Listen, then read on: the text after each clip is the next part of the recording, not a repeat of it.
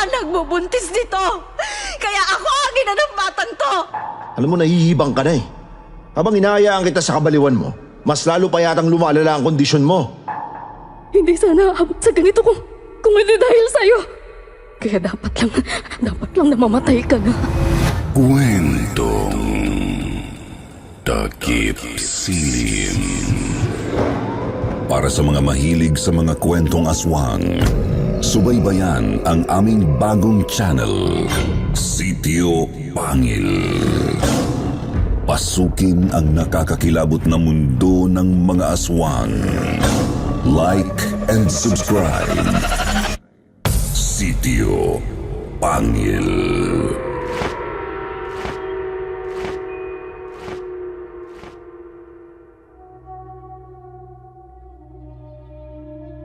Minsan, dala ng desperasyon at matinding pangangailangan ay nakakagawa tayo ng mga bagay na hindi naaayon sa ating moralidad at prinsipyo. Mga bagay na alam nating mali, pero tinutuloy pa rin natin sa kagustuhan na masolusyonan ang ating mga problema. Ang hindi natin alam, ang pagkakamaling ito pala ay maaaring magdala sa atin sa isang tiyak na kapahamakan. Kagaya na lang po ng kwentong inyong mapapakinggan sa araw na ito. Gusto ng ating sender na magsilbing leksyon ng kanyang karanasan, kaya't ibabahagi niya sa atin ang kanyang madilim na nakaraan. Kaya't sabay-sabay po natin itong pakinggan na bukas ang isipan at pangunawa. Narito na ang kwentong pinamagatang Dancer sa Beer House.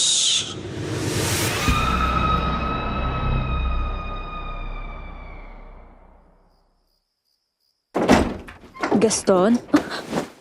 Finally! In the flesh! May bisita ka pala.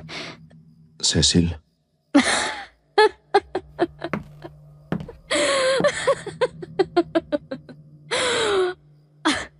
Wala ka talagang kaalam-alam, no? Sa bagay, I can't blame you.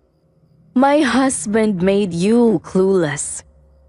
O baka naman, sinadya mo ring wag nang alamin ang katotohanan.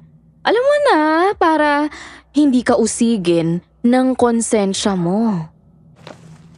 Anong ibig niyong sabihin? Cecil, ito si Olivia. Asawa ko. May asawa ka?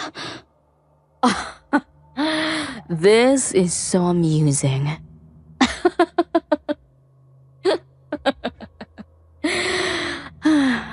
Oo, Iha.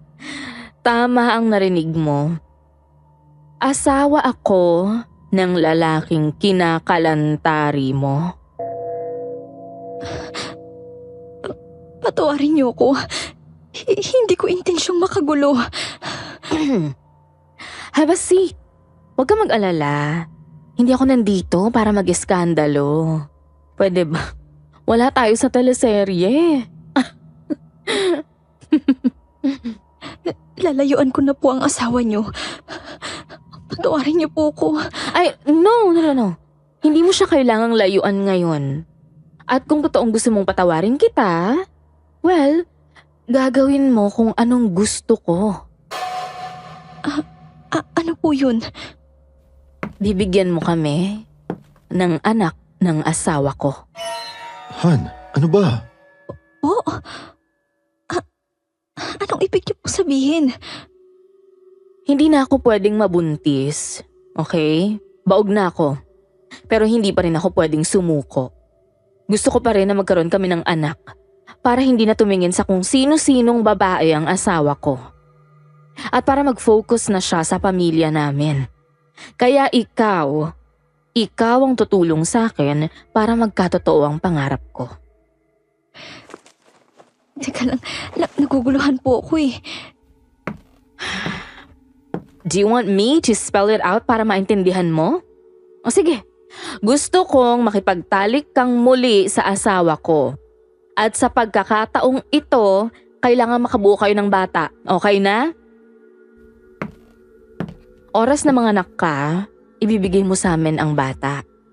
Kami ang magpapalaki sa kanya at bibigyan namin siya ng magandang buhay. Parang baby maker? Well, bahala ka kung anong gusto mong itawag dyan. Pero huwag ka mag-alala. Kapalit naman ng malaking pabor na hinihingi ko, babayaran kita ng malaking halaga. Pinaimbestigahan kita, Cecil. At alam kong mahirap ang sitwasyon ng pamilya mo sa Samar. Kailangan mo ng pera, tama? At ito na ang magiging solusyon sa lahat ng problema mo. Pasensya na po. Pero hindi ko po yata kaya yung pinapagawa ninyo sa akin. Bakit hindi na lang po kasi kayo mag-ampon? Dahil gusto kong makita mismo ang paggawa niyo ng bata. Han, what are you talking about? Hindi ka ba kinikilabutan sa mga sinasabi mo? Ikaw, hindi ka ba kinikilabutan sa kataksilan mo? Pasensya na po. Kailangang magkaroon ulit ako ng babaeng anak. Kaya habang ginagawa niyo ang bata, magsasagawa rin ako ng ritual. Ha? Anong klaseng ritual? Hindi na mahalaga yon. Ako lang bahala sa ritual. Ang importante ay bigyan mo ko ng sanggol. Pag-isipan mo mabuti, Cecil. Gamitin mo yung utak mo. Hindi biro ang perang ibibigay ko sa'yo.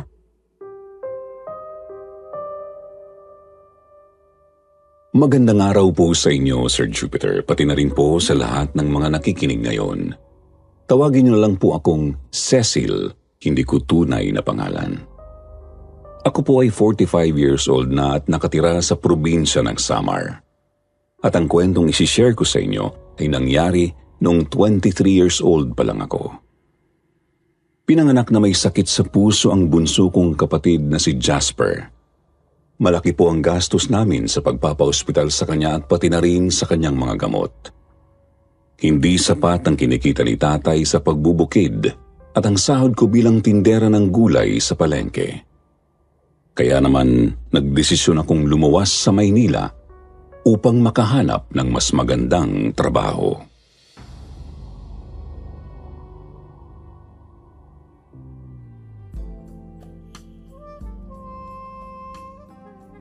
Pagpasensyahan mo na ang ingay, anak, ha?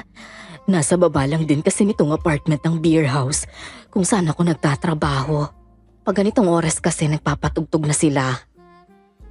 Ma, ito ba yung buhay na pinalit mo sa amin? Ang sabi mo sa amin, katulong ka sa isang mayamang pamilya dito sa Maynila. Sa tingin mo madali para sa aking aminin sa inyo na nagtatrabaho ako bilang isang dancer sa beer house? Alam po ba to ni tatay? Kaya ba naghiwalay kayo? Hindi. Walang alam ang tatay mo. Ako ang nagdesisyong makipaghiwalay. Kasi hindi kaya ng konsensya ko na ipagpatuloy ang ganitong trabaho. Gayong may asawa ako. Ang ibig sabihin, mas pinili mo talaga tong trabahong to kaysa sa amin? Wala kang karapatang husgahan ako, Cecil. Hindi mo alam kung anong pinagdaanan ko. At hindi mo rin alam kung gaano kahirap ang buhay dito sa Maynila. Kapit sa patalim na ako.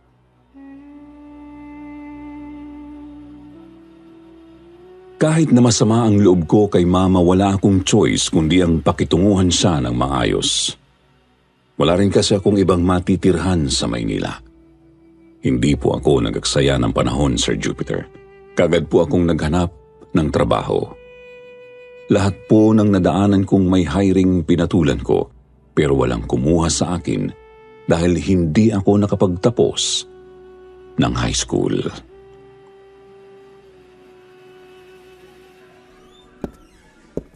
Ay, Cecil, teka lang, ineng.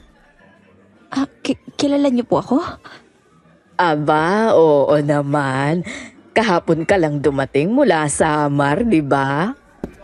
Ikaw yung panganay na anak ni Minda. Opo. Teka, sino po ba kayo? Ako si Ma'am Tess, ang may-ari nitong beer house.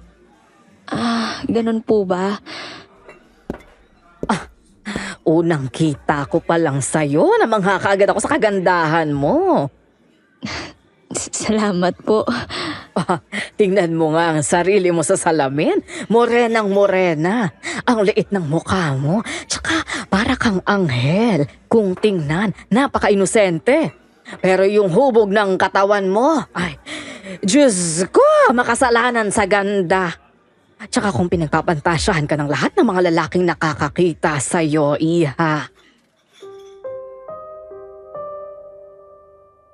Kung wala lang siguro akong galang ay tinalikuran ko na siya. Nakakaasiwa kasi ang mga sinasabi niya sa akin.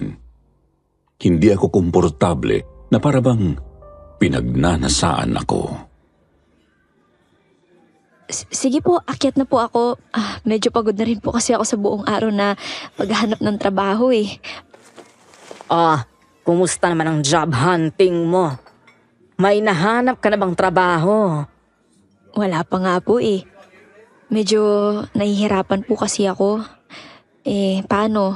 Naghahanap po kasi sila ng at least high school graduate daw po.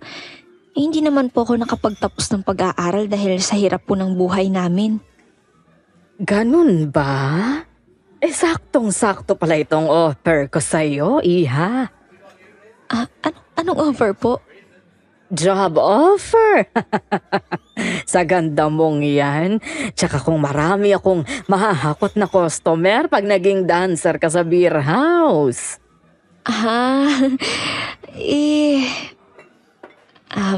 Ma'am, hindi ko po kasi kaya yung ganyan trabaho eh. Salamat na lang po sa alok ninyo. Sigurado ka? Ay sinasabi ko sa'yo inang hindi biro ang kikitain mong pera sa trabahong ito. Bukod pa sa sweldo mo, limpak-limpak na salapi ang makukuha mo mula sa mga tip ng mga customer. At alam mo ba na maraming mayayamang negosyante at professional ang dumarayo rito? Malay mo, ito na ang pagkakataon mong baguhin ang buhay mo at ng pamilya nyo. Hindi ko po talaga kaya. O sige, kung ayaw mo talagang mag-dancer, pwede ka namang mag-waitress na lang sa beer house. Siguro naman. Kaya mo na yon, di ba? Sa totoo lang, gusto ko sanang tanggapin ang alok ni Ma'am Tess na magtrabaho ako bilang waitress. Mas mabuti na yon kaysa maging dancer ako sa beer house. Pero hindi ko rin yata kayang makita si Mama habang ginagawa niya ang kanyang trabaho.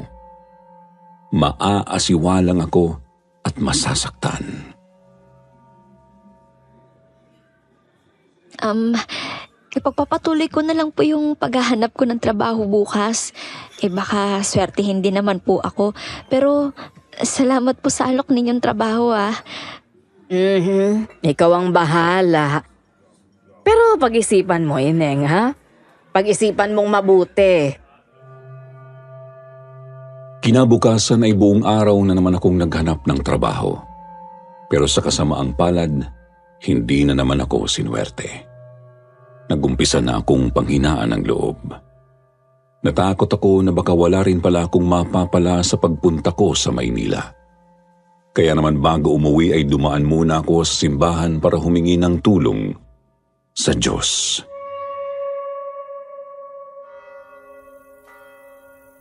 Panginoon, tulungan niyo po akong makahanap ng trabaho sa lalong madaling panahon. Nag-aalala na po ako na baka wala akong maipadala sa pamilya ko sa Samar. Baka lumala ang kondisyon ng kapatid ko pag wala kaming perang pambili ng gamot. At saka po, kailangan ko pong makapag-ipon ng pera para operahan na po yung kapatid ko sa puso. Dinggin niyo po yung mga panalangin ko at sana huwag niyo po kaming pababayaan ang pamilya ko.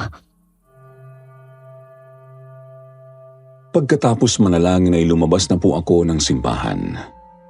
Ayoko kasing abutan ng gabi dahil hindi ko pa kabisado ang mga pasikot-sikot sa Maynila.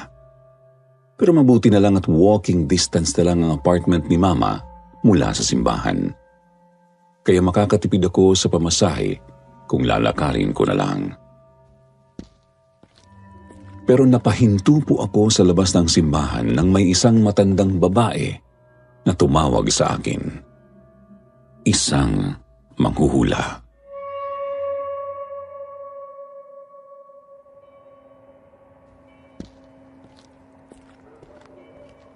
Lola, pasensya na po pero wala po kasi akong maipambabayad sa inyo eh. Baka sa susunod na lang po ako magpapahula. Mag-iingat ka, Ining. May nakikita akong masamang mangyayari sa'yo.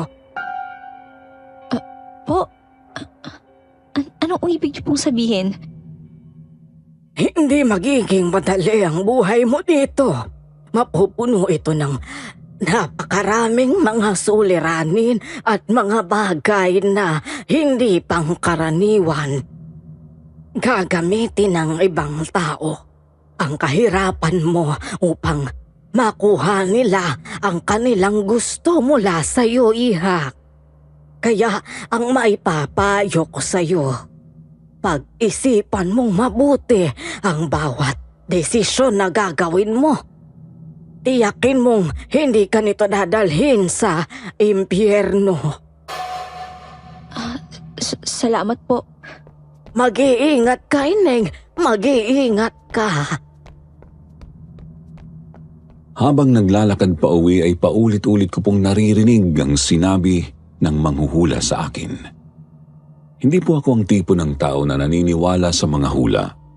Pero may iba po kasi akong pakiramdam noon, Sir Jupiter. Para bang may mangyayaring masama talaga sa akin. Pero nawala po ito sa isip ko nang may naabutan akong gulo sa may beer house. Walang yakang babae ka. Malandi ka. Ang kapal ng mukha mong landiin ang asawa ko. Sinira mo ang pamilya namin. Bitiwan mo ako, sabi! Ginagawa ko lang ang trabaho ko. Kung ayaw mong masira ang pamilya niyo, pagsabihan mo yung asawa mo. Ako ba ang pumupunta sa kanya? Hindi naman, di ba? Ang asawa mo ang pumupunta dito sa beer house. Ba't ikaw pa talagang matapang, ha? Totoo nga sabi nila. Walang konsensya ang mga katulad mong babaeng mababa ang lipad. Wala na kung walang konsensya. Pero ako naman ang pinagnanasahan ng asawa mo. Palibhasa kasi matanda ka na. Kaya ka pinagsasawaan at pinandidirihan ng asawa mo. Tama na po! Ma'am, tama na po! Ano ba? Huwag na kayong sumagot! Ito ba ang anak mo? Ha? Alam mo, Iha, maganda ka. Pero hindi na ako magtataka kung magiging kagaya ka rin ng nanay mo. Isang babaeng bayaran!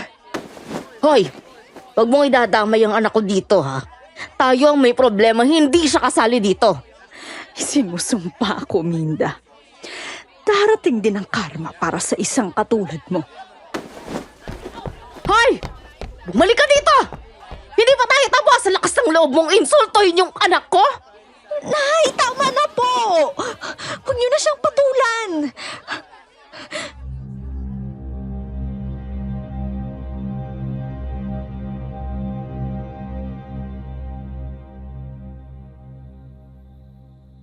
Oh, may hinanda na akong hapunan para sa'yo, ha? Kumain ka na.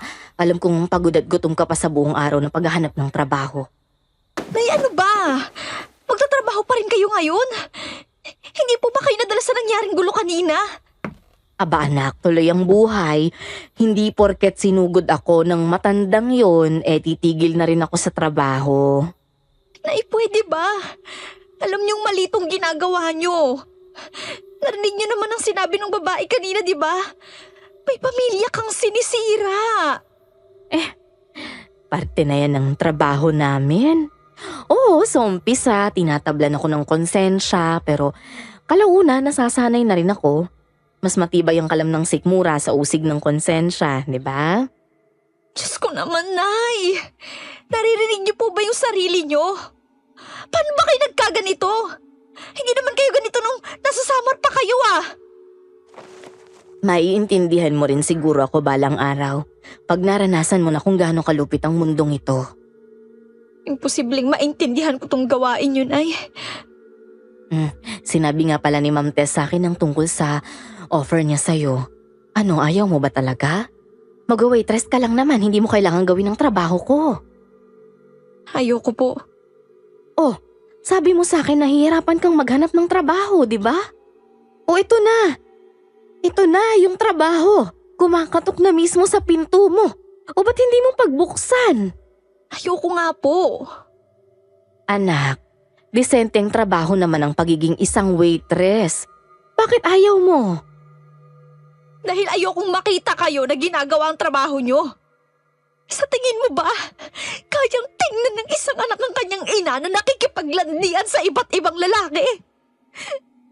Ay naku, bahala ka. Sir Jupiter, para bang ayaw talaga akong tigilan ng mga pagsubok. Hindi pa nga ako nakakahanap ng trabaho, nakatanggap na ako ng tawag mula sa pinsan ko sa Samar. Palala raw ng palala ang kondisyon ng kapatid ko. Noong isang araw ay nahirapan raw itong huminga kaya isinugod nila sa ospital. Maayos na raw ang kondisyon nito pero ang sabi ng doktor, kailangan na itong maoperahan sa lalong madaling panahon.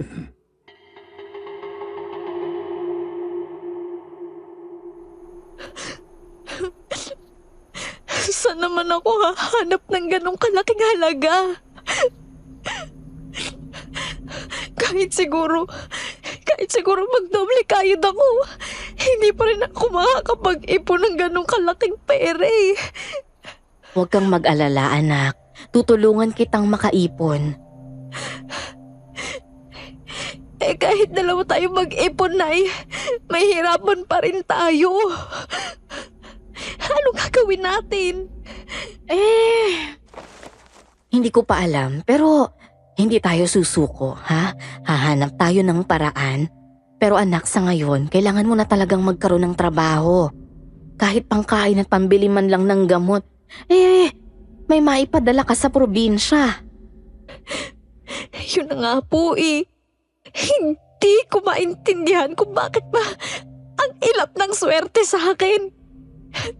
Lagpas isang linggo na ako dito sa Maynila, Nay. Pero hindi pa rin ako nakakahanap ng trabaho. Anak, sa tingin ko, kailangan mo nang tanggapin ang alok ni Ma'am Tess. Disenteng trabaho naman yun. Tsaka maayos siyang magpasahod sa mga empleyado niya. Sir Jupiter, dala rin po siguro ng kagipitan at desperasyon na pilitan akong tanggapin ang trabahong inalok sa akin. Naging waitress po ako sa isang beer house at sa abot ng aking makakaya, sinasadya ko na lang pong hindi tumingin kay nanay tuwing nakikipag-usap siya sa mga customers. Medyo nahirapan lang po ako dahil may ibang mga lalaki ang nag-aakala na bayarang babae din ako. Marami ang nagagandahan sa akin at ino-offeran ako ng kung ano-ano para ma-table nila. Isang beses ay may nang chancing pa sa akin, pero mabuti na lang at kaagad akong ipinagtanggol ni nanay at Ma'am Tess.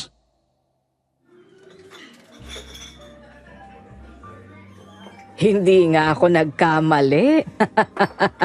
Sabi ko na nga ba, maraming customer talagang mabibighani sa ganda mo, Cecil. Hindi po ako interesado sa kanila. Pagiging waitress lang po dito sa beer house ang usapan natin. Ay oo, hindi ko nakakalimutan. Pero isa sa mga customer natin ang lumapit sa akin kanina. Isang mayamang businessman. Ang alam ko, marami siyang iba't ibang negosyo sa buong bansa. Milyonaryo. At ayun na nga, gusto ko niyang i-table. Ayoko po. Ay ihahanda raw siyang magbayad kahit magkano. Ite-table ka lang naman. Mag-uusap lang kayo, i-entertain mo lang siya. Ni hindi ka nga niya gagalawin, hahawakan, kahit konti. Pasensya na po. Waitress ako dito at hindi ako nagpapatable. Ikaw ang bahala. Hindi naman kita pipilitin pero sinasabi ko sa'yo, barya-barya lang ang kikitain mo kung mananatili ka sa pagiging waitress mo. Aba, walang-wala yan sa kalingkingan ng makukuha mong halaga pag nagpa-table ka. Oh, Sa ganda mong yan, maraming mayayamang lalaki ang mababaliw sa'yo. Kaya kung ako sa'yo, gamitin mo ang ganda mo para makaaw sa kahirapan. Aminado po akong kulang na kulang talaga ang perang nakukuha ko mula sa pagwe-waitress. Kaya naman sinubukan ko pa rin maghanap ng ibang trabaho sa umaga. Kailangan ko kasing mas makaipon pa at kung kinakailangang doblehin o triplihin ko ang pagkayod, gagawin ko.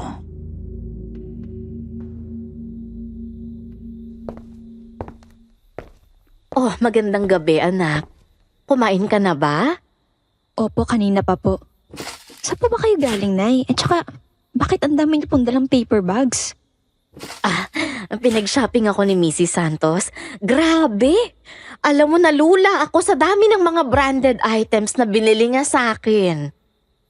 Nay, Ay naku, huwag kang mag-alala. Sinusubukan kong ibenta yung mga to para makatulong sa pag-iipon natin. Salamat na nga lang talaga at sobrang galante nitong bago kong customer. sana nga po makaipon na tayo ng malaki. Nag-aalala na po kasi ako sa kapatid ko eh. Anak, tatapatin kita ha. Huwag ka sanang magagalit sa akin. Ano po yun? Kung gusto mo talagang magkaroon ng malaking pera, hindi mo talaga yan makukuha sa pagwe-waitress lang eh. Gusto niyo po bang patulan ko ang offer ni Ma'am Tess na magpa-table ako sa mga customer? Maraming beses ko na kasing narinig sa mga customer na nagagandahan daw sila sa'yo. Anak, sinasabi ko sa'yo, iha, sa dami ng nabibighani sa ganda mo, ay nako, limpak-limpak na salapi ang makukuha mo. Matanda na ako. Hindi ko na kayang maabot ang mga bagay na pwede mong maabot, pero ikaw, aba iha, bata ka pa. At ang ganda-ganda mo pa. Pero Nay, Bakit hindi mo subukan ang pagiging dancer sa beer house? Subok lang naman, anak. Kung ayaw mo at hindi mo talaga kaya, pwede ka namang tumigil kahit kailan. Kailanman na hindi ko po inakalang darating ang araw, napapatulan ko ang klase ng trabahong meron ng aking ina. Kapit sa patalim na po ako nung panahong yun, kaya pumayag akong maging isang dancer sa beer house. Alam ko po na mali ang aking naging desisyon at isa po ito sa mga bagay na pinagsisisihan ko hanggang ngayon. Pero nung panahong yun, magulo ang isip ko at ang gusto ko lang ay iligtas ang kapatid ko.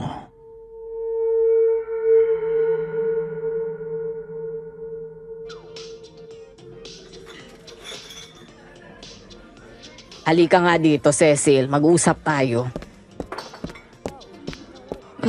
bakit po? Nakita ko yung performance mo kanina. Ano yun? Hanggang doon lang bang kaya mo? Hindi mo nga hinubad yung suot mo? Nahihiya po kasi ako eh. Aba, kung nahihiya ka, bakit mo pinasok ang trabahong to? At saka, ang lamya-lamya mo namang sumayaw. Aba, maswerte ka, maganda ka. Kaya kahit daig mo pang tuod sa stage, may mga customer pa rin tayo nagkakagusto sa'yo. Alam niyo naman po na napipilitan lang ako sa trabahong to, di ba? Alam ko naman yon. Pero kahit na napilitan ka lang, pinasok mo ang trabahong to. Kaya kailangan mong ayusin. Kailangan mong galingan. Ma'am Tess, may problema ba? Nako, Minda. Nai-stress ako dito sa anak mo. Pagsabihan mo nga to. Makaalis na nga. Anak, ano yun? May problema ba?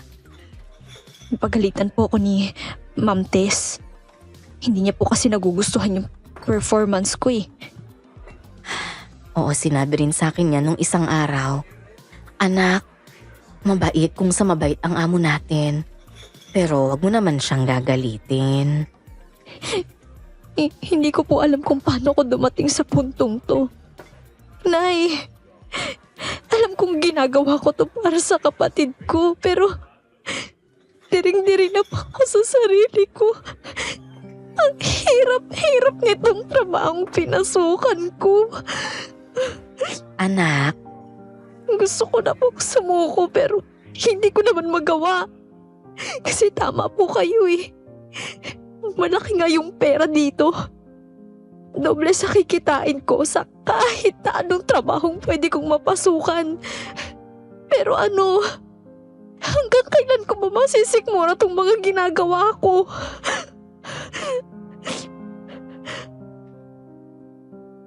Hindi nagtagal ay nakapag-adjust na rin po ako at nakuha ang kalakaran. Mahirap pero pinilit ko talaga ang sarili ko na kayanin ang lahat. Aaminin ko rin po na talagang nasilaw ako sa pera. Mas malaki na rin kasi ang naipapadala ko sa probinsya at malaki-laki na rin ang naitatabi ko para sa ipon ko.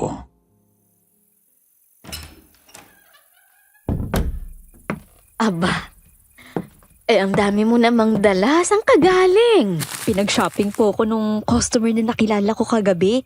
Ang yaman-yaman pala nun. Grabe, lahat ng gusto ko binili niya. Halata nga. Tsaka ang ganda ng bagong kwintas mo Halatang mamahalin. Oo nga po eh. Gandang-ganda rin po ako dito pero baka isang lako rin to eh. Kung kinakailangan, alam nyo na, kailangan po kasi nating makaipon, di ba? Sir Jupiter, akala ko'y magiging kagaya na talaga ako ni nanay hanggang sa pagtanda ko. Tanggap ko na po nun. Pero isang lalaki po ang nakilala ko na bumago sa buhay ko. Si Gaston. Isa siya sa mga customers namin sa beer house. Ang sabi ni Ma'am Tess, mayamang negosyante rin daw si Gaston. At kahit na may edad na siya, lutang na lutang pa rin po ang kanyang kagwapuhan. Kaya naman unang kita ko pa lang sa kanya, nagustuhan ko na siya agad.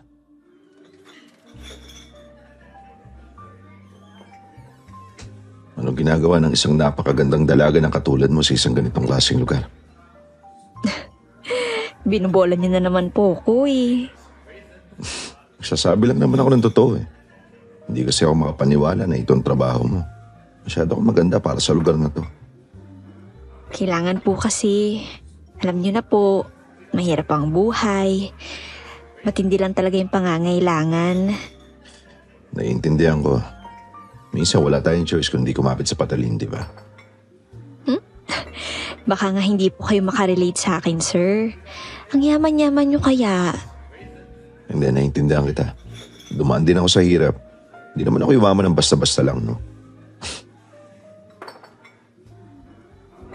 Nang gabing yun ay inaya ako ni Gaston sa isang luxury hotel. Ito po ang unang beses na sumama ako sa isang lalaki sa ganong lugar. Pero dahil magaan ang loob ko kay Gaston at may gusto ako sa kanya, hindi po ako ng dalawang isip na sumama sa kanya.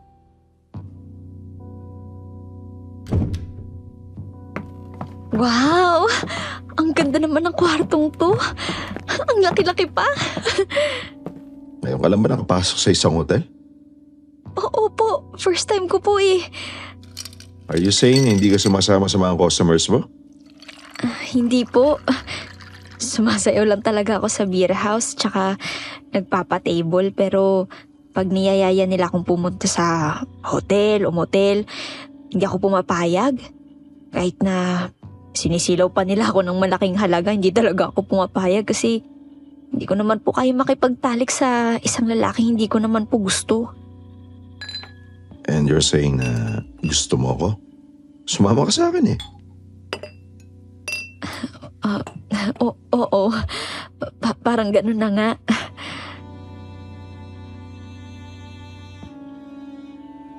Sa gabing yun ay may nangyari po sa amin ni Gaston.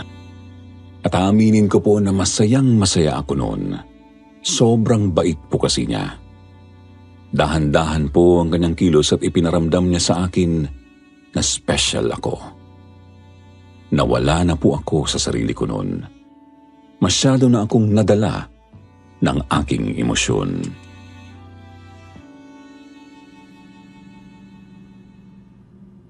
Gusto kita, Cecil. At gusto ko maging akin ka. Ano? Sigurado ka ba? Pwede bang huwag ka na magtrabaho sa beer house?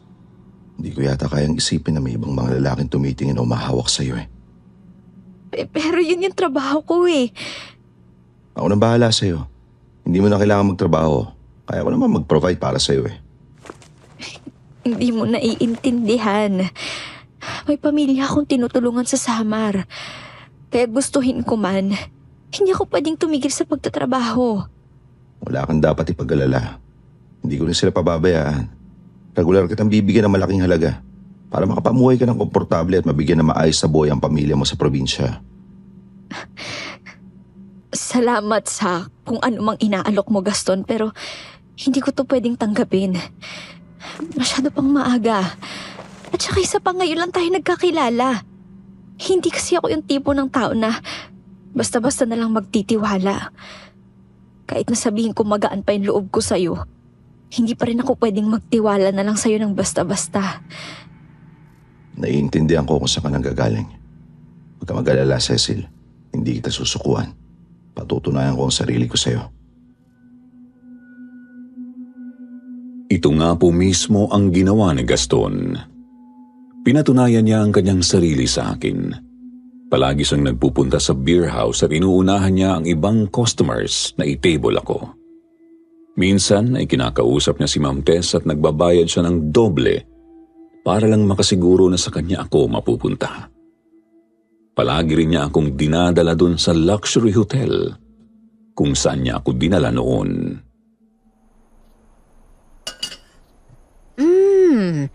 Mukhang napapadalas ang pagkuha sa'yo ni Sir Gaston Oo nga po, Nay.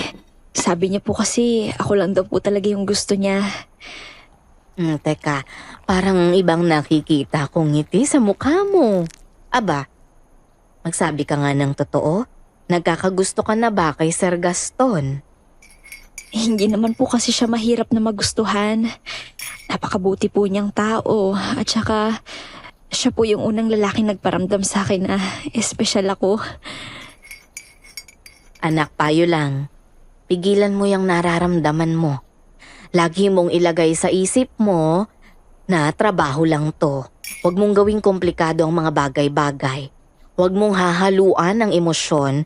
Masasaktan ka lang. Sa kabila po ng paalala ni nanay sa akin, hindi ko pa rin napigilan ang aking sarili na tuluyang mahulog kay Sir Gaston. Hindi ako nakinig kay nanay, Sir Jupiter. Tumigil ako sa aking trabaho bilang isang dancer sa beer house at tinanggap ko ang offer sa akin ni Sir Gaston. Wow! Ang ganda! Nagustuhan mo ba? Siyempre naman! Gustong-gusto ko. Teka, sigurado ka bang dito na talaga ako titira sa condo unit na to? Parang masyado naman yata tong maganda at malaki. Panigurado sobrang mahal nito. Oo, seryoso ako. Ayoko naman patuloy na tumira sa isang mumurahing lugar yung kasintahan ko. Mula ngayon, mamumuhay ka ng komportable. Nandito na ako at hindi kita pababayaan. Maraming salamat, Gaston, ha. Ang saya-saya ko. Gusto mo bang tignan ng master's bedroom? Doon tayo matutulog. E-check mo. Dahil sigurado ako magugustuhan mo din yon. Sige, sige.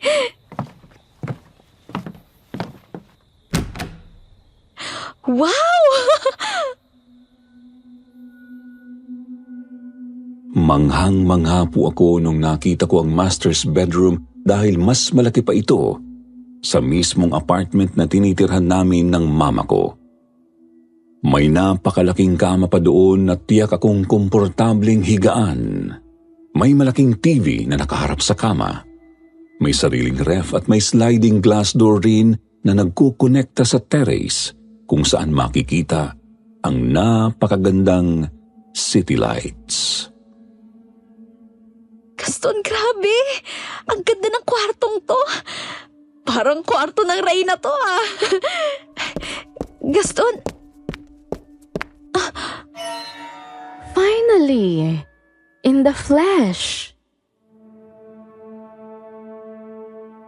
Pagkabalik ko po sa sala ay dito ko na nga nakita si Olivia. Wala kang mababasang ekspresyon sa kanyang mukha. Unang kita mo pa lang sa kanya, mamamangha ka na sa gara ng kanyang pananamit at pati na rin sa ganda ng kanyang kutis. Pero mapapansin mo kaagad na may mali sa kanya at hindi mo siya dapat pagkatiwalaan.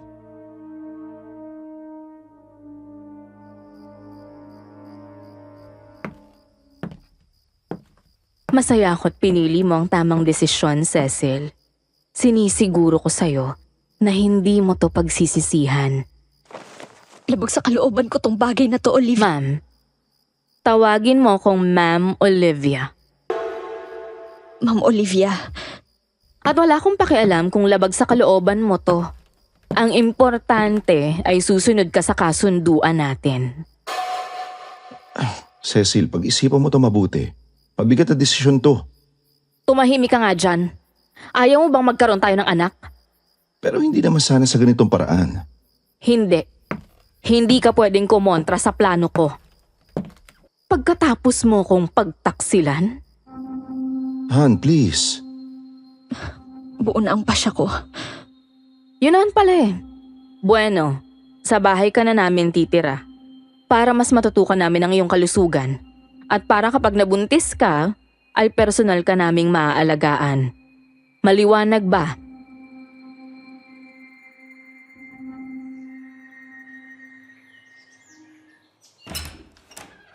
Cecil, alis na ako. Marami pa kasi ako meetings. Nag-breakfast ka na ba? Okay lang. Kamusta ka na? Nakatulog ka ba ng maayos sa unang gabi mo dito sa bahay? Ano sa tingin mo? Pasensya ka na sa mga nangyari ha. Trust me, hindi ko inasahan na aabot sa ganito. Okay nga lang. May kasalanan na rin naman ako eh. Masyado kasi ako nagpadala sa emosyon ko. At dahil sa katangahan ko, hindi ko sinubukang alamin kung may asawa ka ba o wala. Patawarin mo ako. Masyado kitang minahal at natakot ako mawala ka sa akin. Kaya hindi ko sinabi sa'yo ang totoo.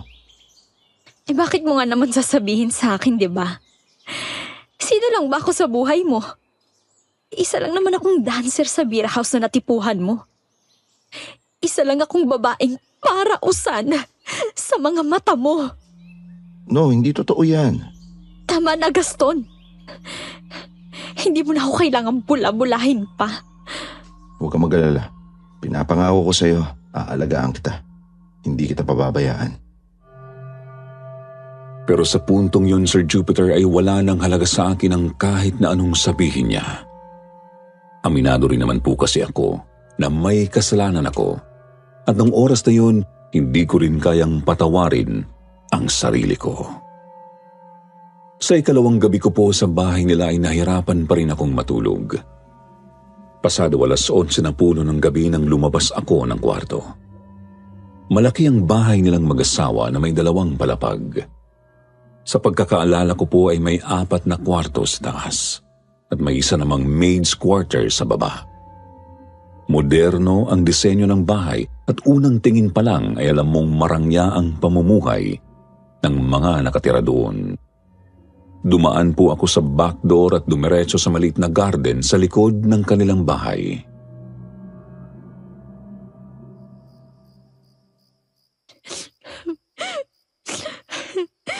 Diyos ko, ano pa tong pinasukan ko?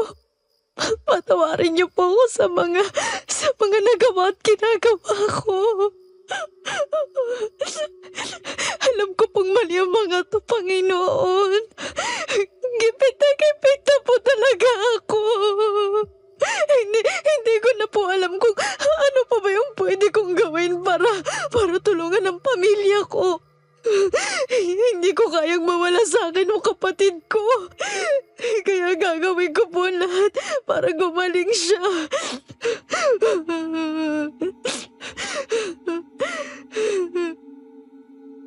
Iyak po ako ng iyak noon sa garden hanggang sa napagod na ako. Bandang 12:30 ay naisip ko pong bumalik na sa kwarto ko para subukang matulog ulit. Pumasok na ako sa bahay at paakyat na sana nang may narinig akong kakaibang ingay. Nagmula po ito sa isang maliit na kwarto sa baba ng isang makipot na hagdan. Teka, may basement pala dito? Ngayon ko lang to napansin Sino naman kayang nandito sa basement? Bahagya pong nakabukas ang pinto kaya dahan-dahan po akong sumilip. Na-curious po kasi ako kung sino ang naroon at laking gulat ko sa aking nakita. Si Ma'am Olivia? Diyos ko po. Anong ginagawa niya dito?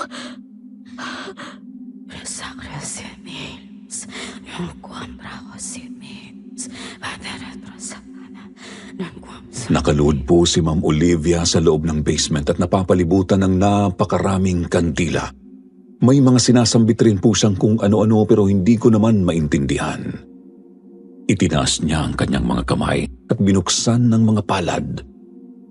Habang tinitingnan ang kanyang ginagawa ay hindi ko naiwasang kilabutan. Masyado po akong nagulat sa aking mga nakikita at hindi ko po napansing nakita na pala ako ni Ma'am Olivia. Anong ginagawa mo rito? Pasensya na po. Lumabas po kasi ako kanina para magpahangin. Tapos may narinig po kasi akong ingay dito sa basement kaya pumunta po ako dito. Anong oras na ba't gising ka pa? Hindi po kasi ako makatulog ano po bang ginagawa niyo? Huwag mong pakialaman ang pagdarasal ko. Pagdarasal? Buong gabi pong hindi naalis sa isip ko ang mga nakita ko sa basement. Iniisip ko pa rin kung anong klaseng pagdarasal ang ginagawa ni Ma'am Olivia doon. Kinabukasan ay naisip kong magtanong sa katulong nila na si Aling Meding. 2 lang ang katulong nila sa bahay at ito ang pinakamatagal nang nagtatrabaho sa kanila.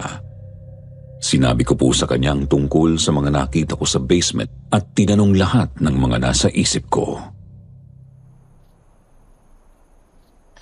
Ano po ba yung dinadasal niya? Hindi ko po kasi maintindihan Tsaka, iba po ba yung relihiyon ni Ma'am Olivia? Hindi totoong nagdarasal si Ma'am Olivia. Gawa-gawa niya lang yun. Ay, epekto kasi yan ng mga masasakit na bagay na pinagdaanan niya. 7 taon na ang nakakalipas nun na aksidente yung kotseng sinasakyan nilang mag-asawa. Si Sir Gaston ang nagmamaneho nun habang nakaupo naman sa front seat si Ma'am Olivia. Galing sila sa isang party at medyo nakainom nun si Sir kaya aksidenteng nabangga ang kotse sa isang poste ng ilaw. Diyos ko po. Sa awa ng Diyos, nakaligtas naman silang mag-asawa. Walang nangyaring masama sa kanila. Pero sa kasamaang palad, hindi nakaligtas yung pinagbubuntis nun ni Ma'am Olivia. Nakunan siya? Ayun, nagkaroon ng depresyon si Ma'am. Matagal na kasi niyang pinagdarasal na magkaroon ng anak. At hindi niya matanggap na kung kailan binigyan na sila ng anak, agad naman itong kinuha sa kanila. Ayan, galit na galit siya nun kay Sir Gaston. Sinisisi niya si Sir sa aksidenteng nangyari. Mula noon ay hindi na naging maayos ang kanilang pagsasama. Ilang beses ngang humingi yan ng tawad at nagmakaawa yan si Sir pero matigas talaga si Ma'am. Hanggang sa nagsawa at napagod na rin siguro si Sir kaya nalaman na lang namin na mababae na pala siya. Mula rin daw nung nakunan si Ma'am Olivia ay naging weird na ang kilos nito.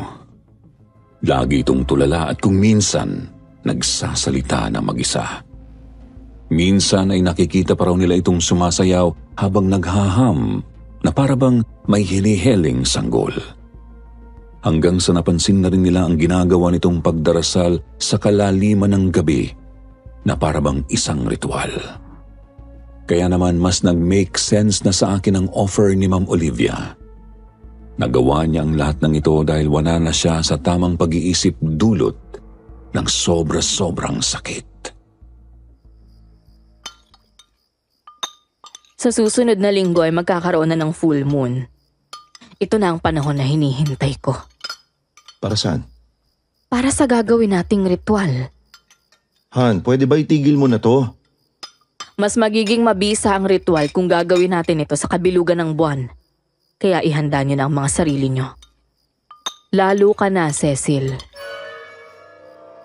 Opo. Tutuloy mo ba talaga ang kaibangang to? Naman, alam mong walang katuturan ng binabalak mo. Kahibangan ba na gusto kong ibalik sa atin ang anak natin? Anong klase kang ama kung hadlangan mo yon? Wala nang anak natin. 7 taon na yung nakakalipas. Mahirap pero kailangan mo tong tanggapin. Hindi pa patay ang anak natin. Nandito lang siya. Naghihintay ng tamang pagkakataon na makabalik sa atin. At si Cecil, siya ang tutulong sa atin para makabalik sa atin ang prinsesa natin. Han, please, tama na. Kaya ikaw, Cecil, alagaan mo ang sarili mo. Kailangang maging malusog ka at maging handa ang katawan mo sa pagbubuntis. Naiintindihan mo? Opo, Ma'am Olivia.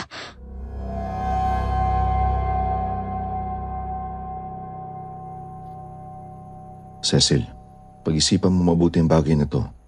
Kung maiisipan mo matras, sabihin mo lang sa akin, maiintindihan kita. Tutulungan rin kita. Sinabi ko na sa'yo, di ba? Buo na ang desisyon ko. Wala sa tamang pag-iisip ang asawa ko. Hindi niya alam ang ginagawa niya. Kailangan ko ng pera eh. At hindi ko kayang tanggihan ang halagang inaalok ng asawa mo. Cecil, patawad. Kung hindi dahil sa akin, hindi ka mapupunta sa sitwasyong to. Alam kong ginagawa mo lang to para iligtas ang kapatid mo, pero sana malaman mo na mahirap din para sa akin to. Hindi ko kaya makita ka nahihirapan. Nakita ko po sa mukha ni Gaston ng paghihirap. Kaya naman nang niyakap niya ako ay hindi ko napigilan ang sarili kong yumakap pabalik. Tuluyan na rin pong bumuhos ang mga luhang matagal ko nang pinipigilan. Hanggang sa napansin kong magkalapat na pala ang mga labi namin. Mga hayop kayo! Ma'am Olivia? Hindi ko pinapaagaw sa'yo yung asawa ko! Nandito ka para magtrabaho! Naiintindihan mo? Dumating na nga po ang gabing kinatatakutan ko. Bilog na bilog ang buwan noon. Bandang 11:30 ng gabi ay kumatok sa kwarto ko si Ma'am Olivia. Kaagad ko naman siyang pinagbuksan at nakita kong may dala siyang baso na may lamang kulay berdeng likido. Napansin kong may mga lumulutang paroon na halamang gamot.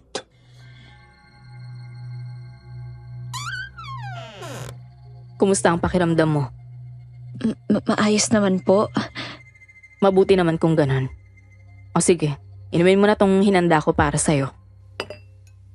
Ano po to? Mainit na tubig lang yan na hinaluan ko ng halamang gamot. Anong klaseng halaman po? Tsaka, para saan po ba to? Pwede ba? Huwag ka na maraming tanong. Basta gawin mo na lang yung pinapagawa ko sa'yo. Pero po, Tandaan mo kung anong nakataya dito. Oras na magbuntis ka, bibigyan kagad kita ng paunang bayad. Malaking halaga yon. Hindi pa kasama dyan ang ibibigay ko sa'yo oras na mga anak ka. Sir Jupiter, diring-diri po ako sa pinapainom niya sa akin. Pero natakot ako sa nakita kong galit sa kanyang mukha. Kaya naman tinanggap ko ang baso. Nanginginig pa ang mga kamay ko noon pero mabuti na lang ay hindi ko nabitiwan ang baso. Ayan, sige. Bilisan mo. Inumin mo na. Dire-diretso mong inumin para hindi ka mandire o masuka.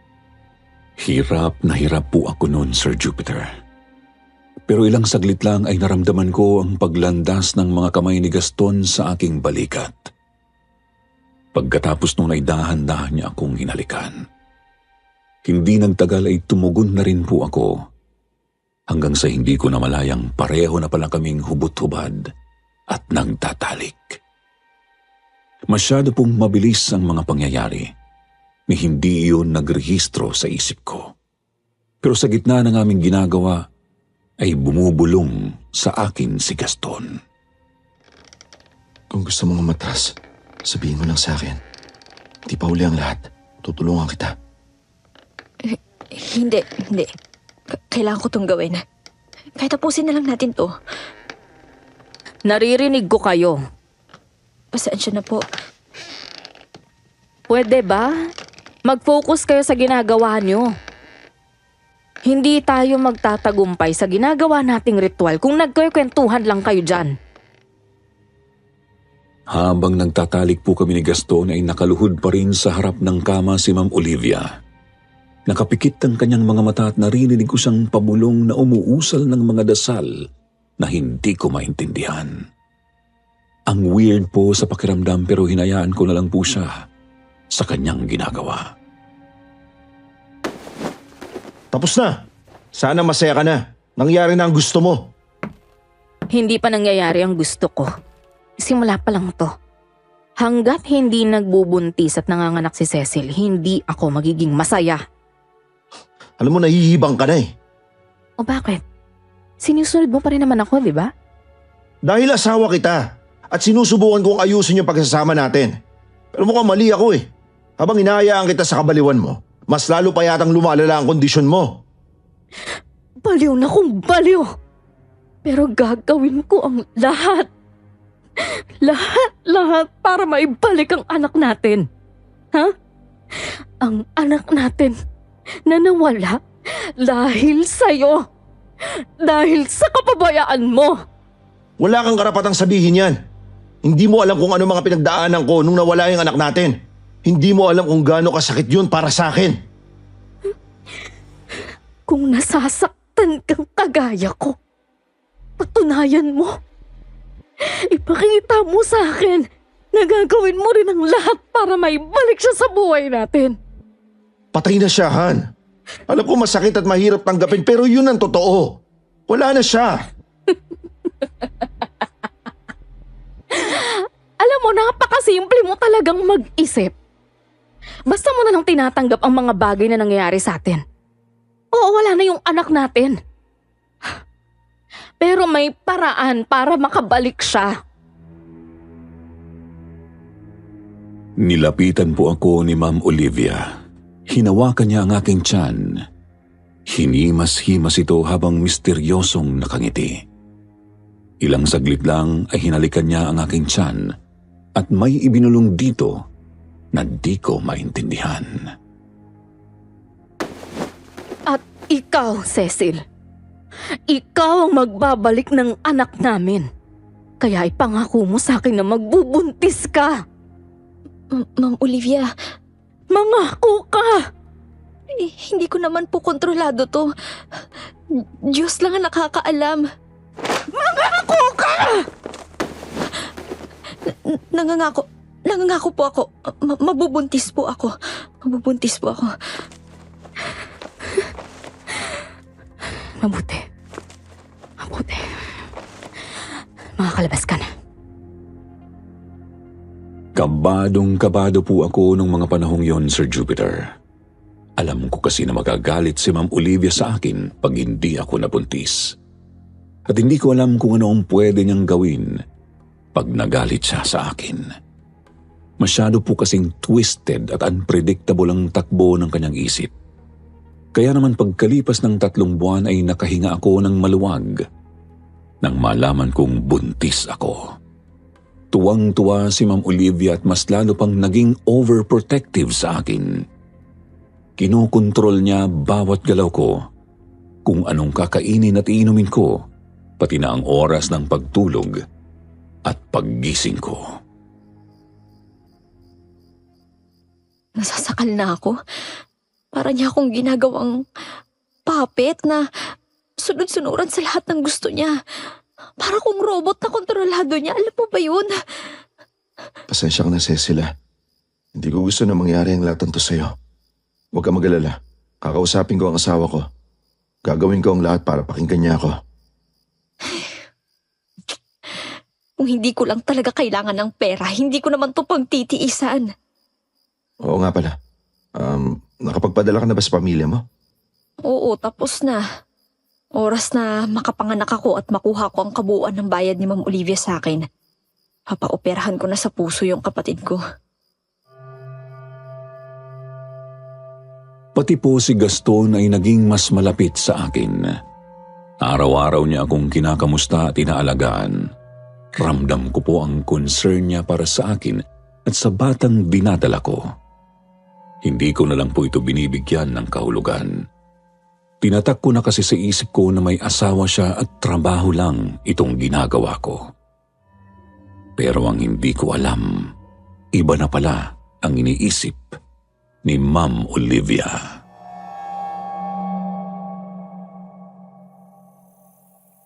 Alam ko kung anong ginagawa mo.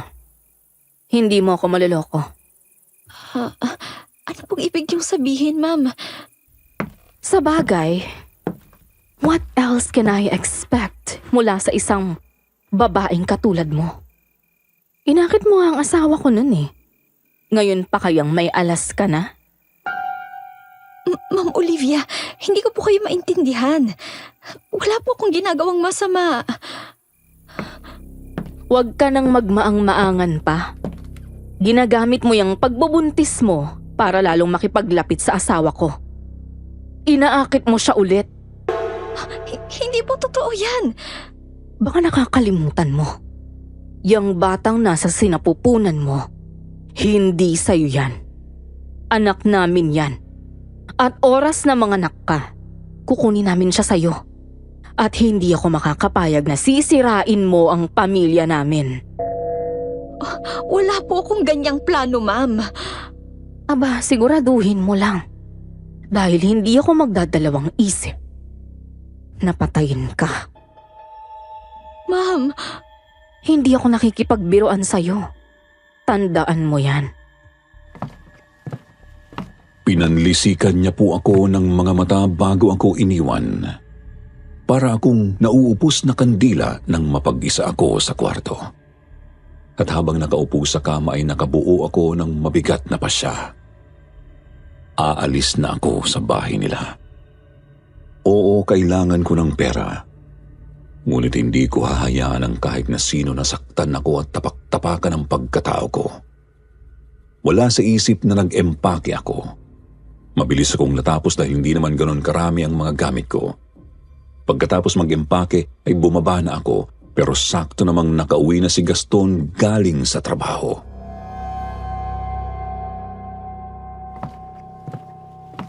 Oh, Cecil, saan ka pupunta? Ano nangyari? Ba't dala mo yung mga gamit mo? Alis na ako dito, Gaston. Ayoko na. Ha? Bakit? Teka, pag-usapan muna natin to. Binibigyan ng asawa mo ng ibang kahulugan yung pagiging malapit natin. Pinagbibintangan niya akong inaakit raw kita. At ginagamit kong batang pinagbubuntis ko para magtagumpay. Ano? Oo, nagkamali ako na pumatol ako sa'yo. Pero mula nung nalaman kong may asawa ka na, hindi na ako nakipaglapit sa'yo. Tinatak ko sa isip ko na trabaho lang lahat ng to. Nang ginagawa ko lang to para sa pamilya ko. Anong ibig sabihin nito? Alis na si Cecil dahil sa'yo. Seriously, Han? Ano bang pumasok sa isip at pinagbibintangan mo siyang inaakit ako? Totoo ba, Cecil? Aalis ka na? Para mapanatag ng loob nyo, aalis na ako. Para hindi nyo naisiping inaakit ko ang asawa ninyo. Hindi ka pwedeng umalis. Wala na akong pakialam sa pera nyo. Maghahanap ako ng ibang paraan para makakuha ng pera. Hindi mo pwedeng ilayo sa akin ang anak ko. Anak ko yung pinagbubuntis mo! Hindi! Ako ang nagbubuntis dito! Kaya ako ang ina ng batang to! Hayop kang babae ka! Isang malaking pagkakamali talaga na nagtiwala ako sa'yo. Pasensya ka na. Pero buo na ang desisyon ko. Aalis na ako dito. Hindi ko na itutuloy ang kasunduan natin. Hindi pwede. Hindi ka pwedeng umalis dito. Sandali. Okay. Dodoblehin ko yung bayad. Doble ang ibibigay ko sa'yo oras na mga anak ka. Ayaw mo ba nun? Ha? Ito na ang babago sa buhay niyo ng pamilya mo. Sir Jupiter, natigilan po ako sa aking narinig. Hindi ko kasi inasahan na aabot sa ganong point si Ma'am Olivia. Alam kong desperada siya pero hindi ko inakalang babayad siya ng doble para lang hindi ako umalis. At dahil po dito nakagawa ako ng isa na namang maling desisyon na hanggang ngayon ay pinagsisisihan ko. Pumayag ako. Hindi ko tinuloy ang pag-alis sa bahay nila. Niwala akong kaalam-alam ng mga susunod na mangyayari pala ang yayanig sa buhay ko.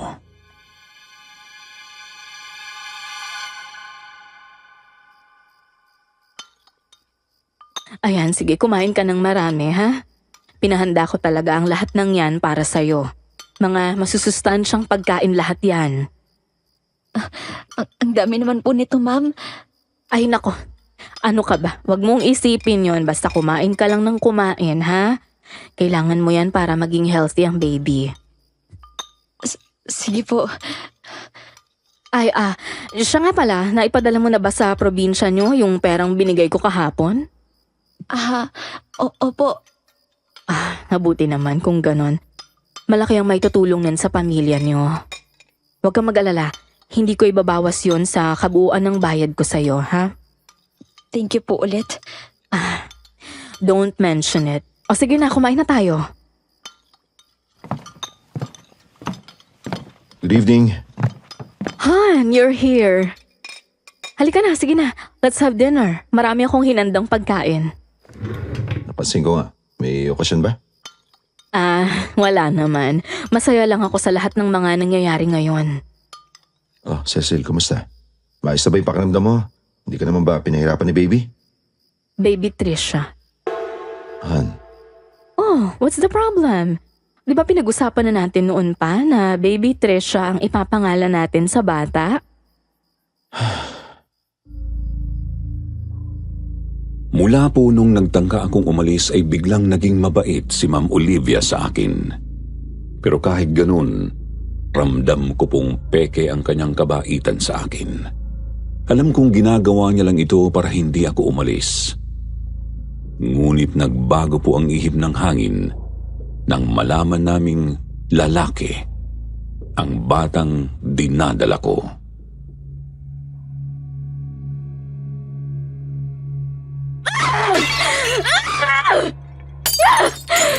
Han, ano ba? Tama na!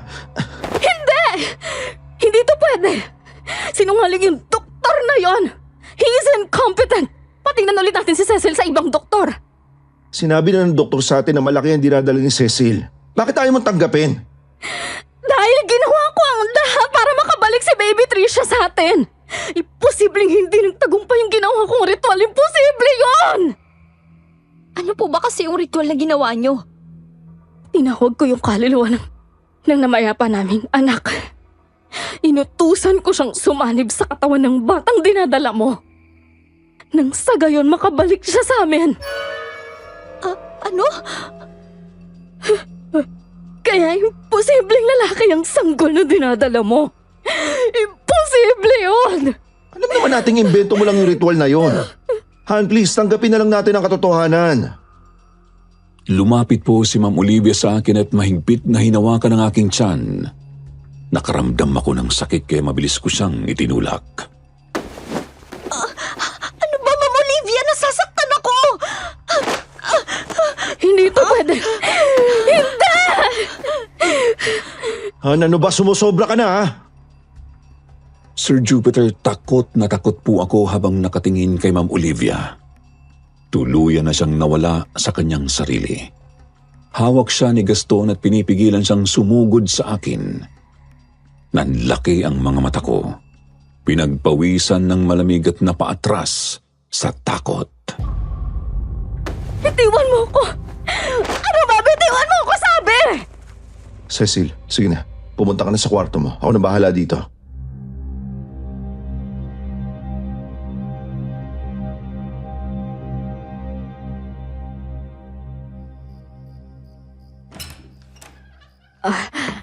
Cecil, Ma'am Olivia, please.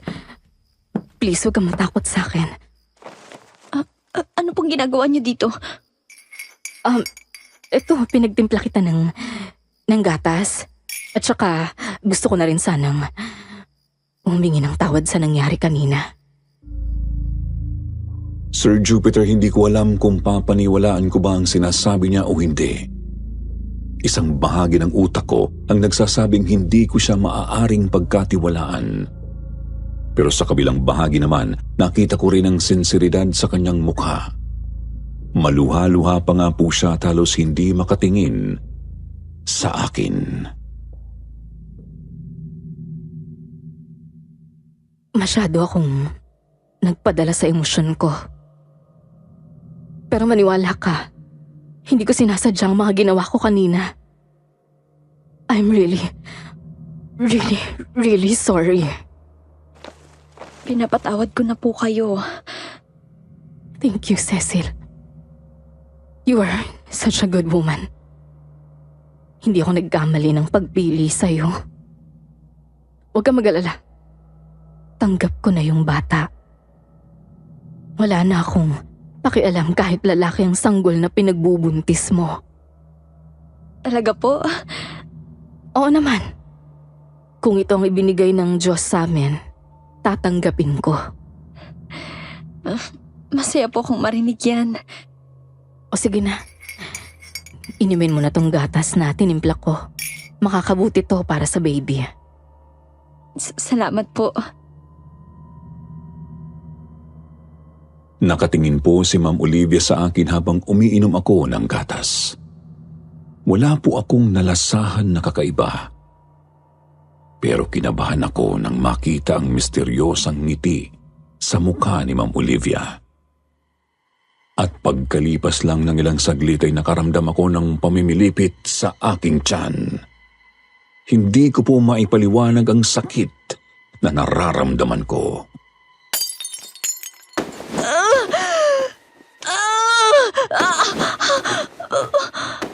Ma'am Olivia, tulong!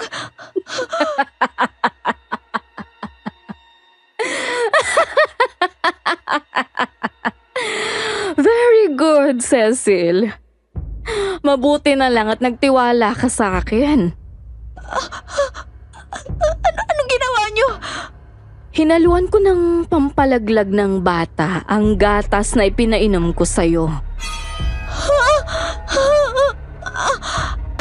Ano? Kailangang mawala ang batang lalaki sa sinapupunan mo. Nang sa gayon, ay maisagawa natin muli ang ritual. Nababaliw ka na! Huwag kang mag-alala, dahil huling beses na to. Sa pagkakataong to, sigurado akong magtatagumpay na tayo. Wala ka na talaga sa katinuan! Dapat na magpasalamat ka pa sa akin eh. Kasi magbabahid ulit ako sa'yo para sa ikalawa mong pagbubuntis. Innocent ang batang gusto mong ipanaglag! Wala ka na magpuso! Anong nangyayari dito? Cecil, dinudugo ka. Diyos ko, ano nangyari sa'yo? Pinainom niya ako ng pampalaglag! Ano? Huwag kang makialam dito. Kailangan tong mangyari. Tama na, Han. Sumusobra ka na. Hindi na tama itong ginagawa mo.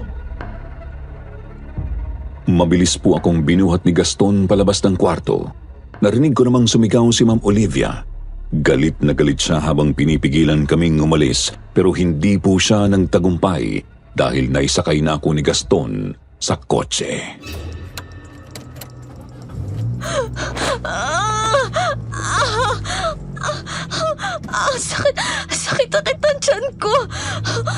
anak ko. Gaston, totoo lang. Papunta na tayo sa ospital, huwag kang mag-alala, Cecil. Makakaligtas ang bata. Hindi ko kayo pababayaan. Sir Jupiter, mabuti na lang po at mabilis akong nadala ni Gaston sa ospital. Dahil po dito ay nakaligtas ang bata. Sa awa ng Diyos, nakahinga ako ng maluwag dahil hindi nagtagumpay si Ma'am Olivia sa kanyang plano.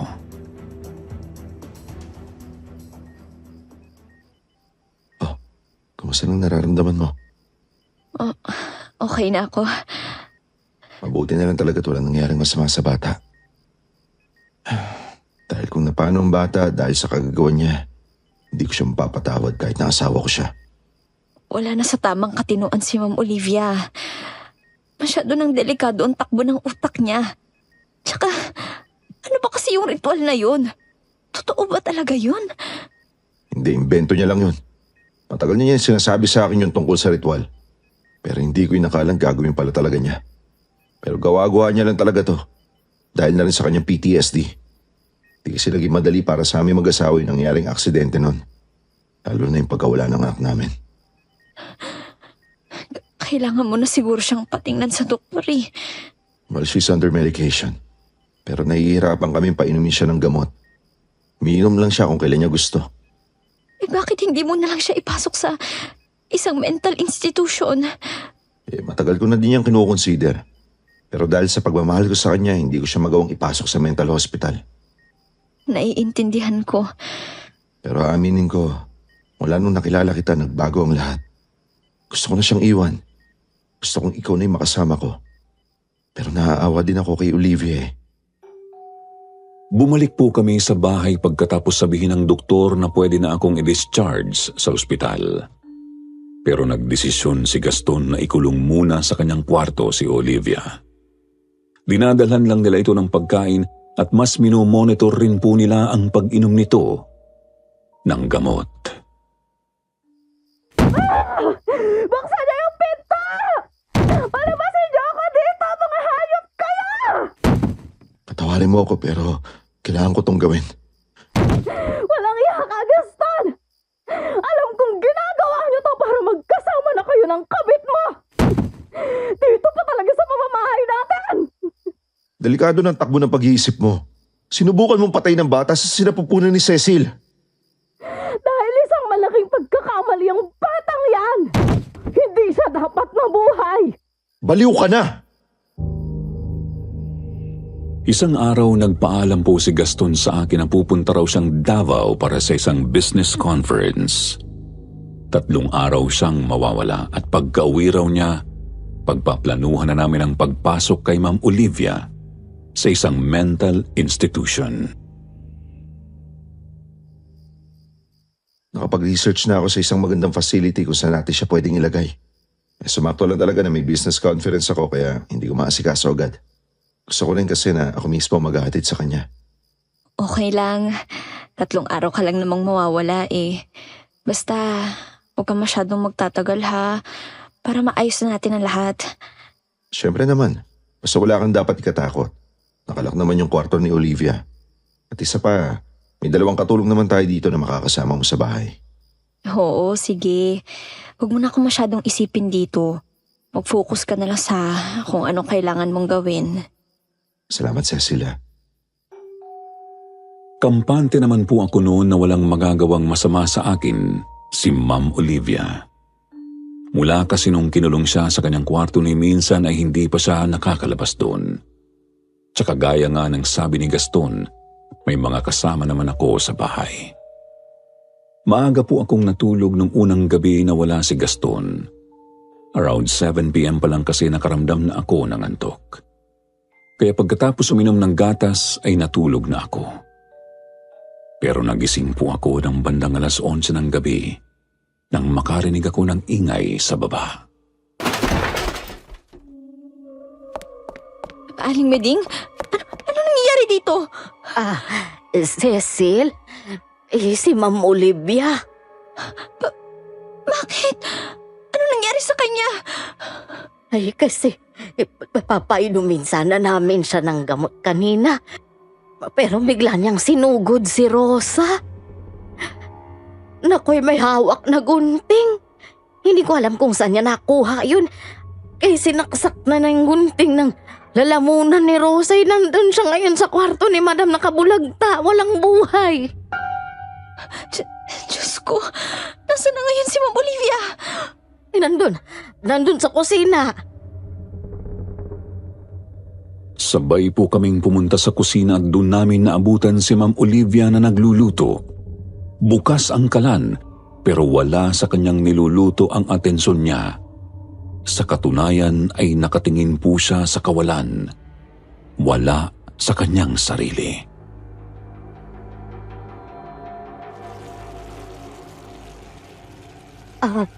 Ma'am Olivia? Ma'am, tama na po yan. Kay baka masunog tayo dito. Tumahimik ka nga, Miding. Mabuti pa, kunin mo na yung sahog at nang matapos na ako sa niluluto ko. Anong oras na ba? Hindi ba nakakauwi yung asawa ko? Ay, naku, kailangan nakahanda na ang hapunan pagdating niya. Niluto ko lahat ng paborito niya. Kaya sigurado ako na magiging masaya siya. Hindi na niya ako ipagpapalit sa iba. Iiwan na niya yung babae niya. Ma'am Olivia! Ikaw. Ma'am Olivia, tama na po. Gabing-gabi na. Kailangan niyo nang magpahinga. Ikaw. Ikaw ang kabit ng asawa ko. Ikaw ang sumira sa pamilya namin. Ma'am Olivia! Kailangan mong mawala. Ma'am Olivia, ma'am, bitiwan niyo na ho yung kutsilyo, ma'am. Kailangan mong mamatay. Lalo na yung batang dinadala mo. Susuguri na po sana ako ni Ma'am Olivia at sasaksakin, pero kaagad siyang pinigilan ni Aling Miding. Nakipagagawan ng kutsilyo ang matanda at mabilis ko naman siyang tinulungan. 3 na po kaming nag-aagawan sa kutsilyo, pero nahihirapan pa rin kami ni Aling Miding dahil masyadong malakas si Ma'am Olivia. Malamang ay dahil yun sa matinding emosyong sumasabog mula sa kanyang kalooban. Ma'am Olivia, tama na po. Tigil niyo na to. Nakikiusap ako. Hindi niyo ako mapipigilan. Sa pagkakataon to, ako naman lang magwawagi. Ma'am, tama na. Diyos ko! Basta na lang pong itinulak ni Ma'am Olivia si Aling Miding at laking gulat ko po nang mauntog ang ulo ng matanda sa lamesa. Nawalan ito ng malay at bumagsak sa sahig. Aling Bading! Wala akong kasalanan. Ikaw ang may kagagawa nito, Cecil. Hindi sana aabot sa ganito kung hindi dahil sa'yo. Kaya dapat lang namamatay ka na. Nanlilisik po ang mga mata ni Ma'am Olivia kaya imbis na tulungan si Aling Miding, ay tumakbo po ako dahil sa takot. Hawak pa rin kasi niya ang kutsilyo at kita ko sa kanyang mukha na desidido talaga siyang patayin ako. Bumalik ka dito! Papatayin kita! Diyos ko! Tulungan niyo po ako!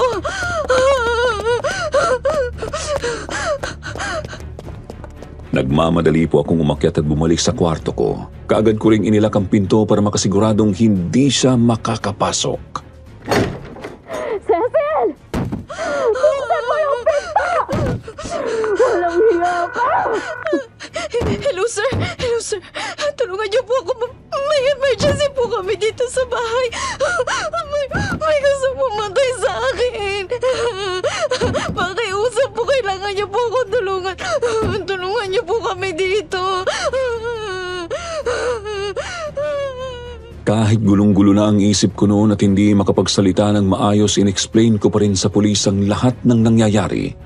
Ibinigay ko rin sa kanila ang address namin at sinabihan na magmadali sila. Napansin ko naman na tumahimik ang paligid. Wala nang kumakatok sa labas ng kwarto ko pero alam ko na hindi ako dapat magpakakampante. Ang master key. Ginagamit niya yung master key para makapasok sa kwarto ko. Akala mo siguro maiisahan mo ko, no? Hindi. Hindi ako makakapayag. Tuluyan nga pong nakapasok sa kwarto ko si Ma'am Olivia at hindi po siya nag-aksaya ng oras dahil kaagad niya akong sinugod. Dala pa rin ang kutsilyo. Mabuti na lang po at naging alerto ako kaya mabilis ko siyang napigilan. Muli kaming nagagawan sa kutsilyo at ginamit ko na po ang lahat ng natitira kong lakas.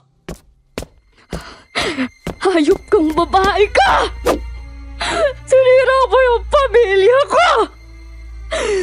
Mamatay kayo ng anak mo! Hindi mo kami masasaktan ng anak ko. Hindi.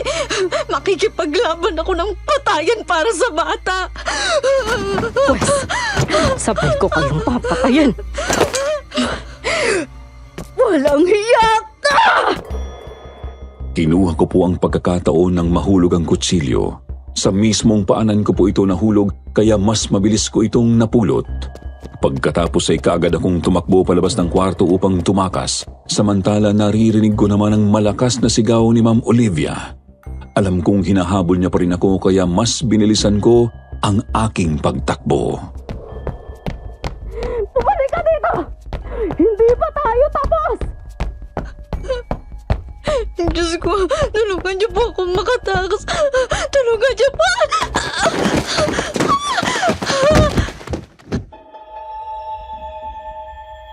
Sa pagmamadali ko po nagkamali ako ng hakbang at nahulog sa hagdan. Nagpagulong-gulong ako hanggang sa bumagsak ako sa sahig. Sir Jupiter, hindi ko lubos maipaliwanag ang sakit na naramdaman ko noon.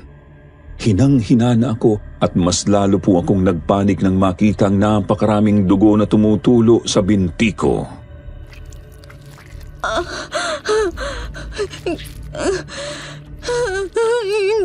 Hindi pwede. Ang anak ko.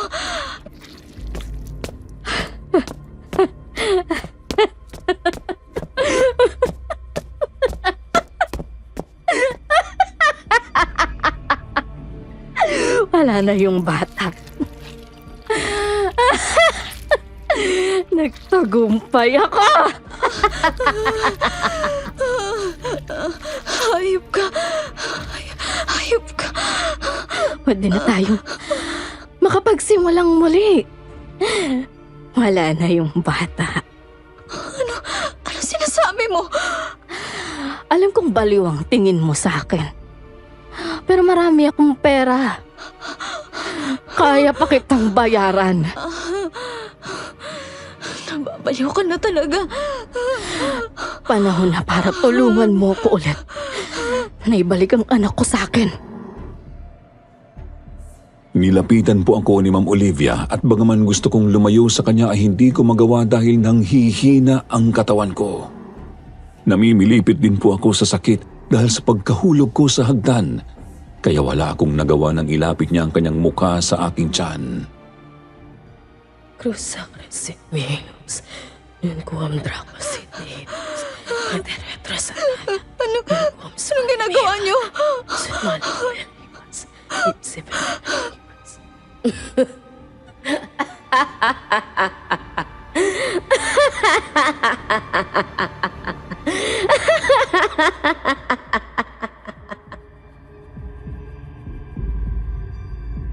Hinawakan ni Ma'am Olivia ang aking binti at pinahiran ang mga dugo gamit ang kanyang dalawang palad.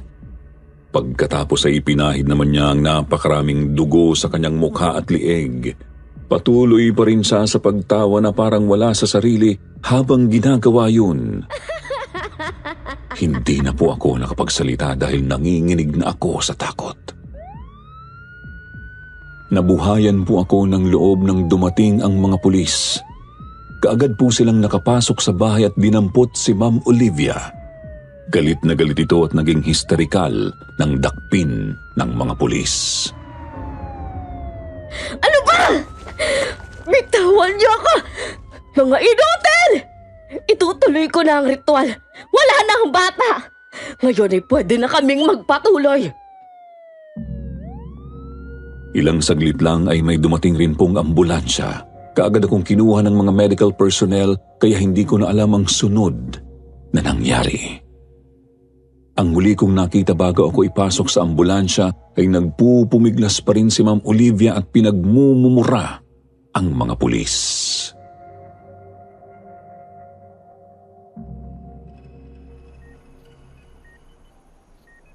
Anak, gising ka na. Nay,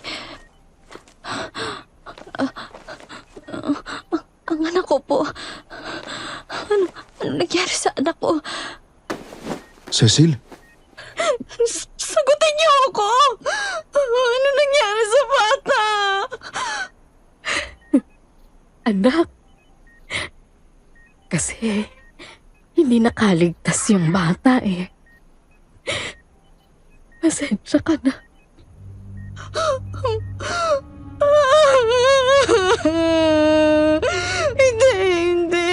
Hindi yung totoo.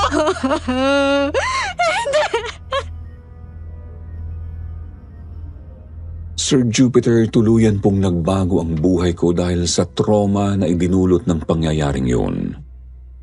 Nagdesisyon po akong tuluyan ng lumayo kay Gaston.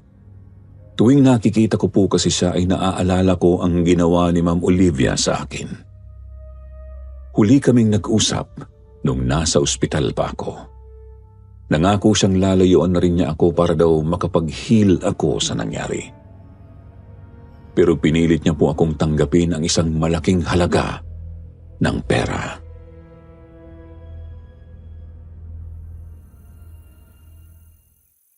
Ito yung dapat na matatanggap mong huling bahid mula sa asawa ko. Gusto ko makuha mo pa rin to. Kung tutuusin, kulang na kulang pa to bilang kabayaran sa lahat ng pinagdaanan mo. Bakit mo to ginagawa? Dahil alam kong kailangan mo to. At alam kong ayaw mo na rin bumalik sa dati mong trabaho. Kaya sana tanggapin mo ang perang to, Cecil. Pwede mo tong gamitin upang makapagsimula ng panibagong buhay. Paano ka?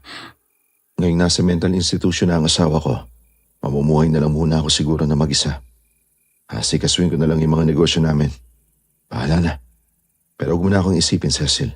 Ang mahalaga makapagsimula ka ulit. Pagdarasal ko na makarecover ka sa traumas na dulot ng pinagdaanan mo sa kamay ng asawa ko.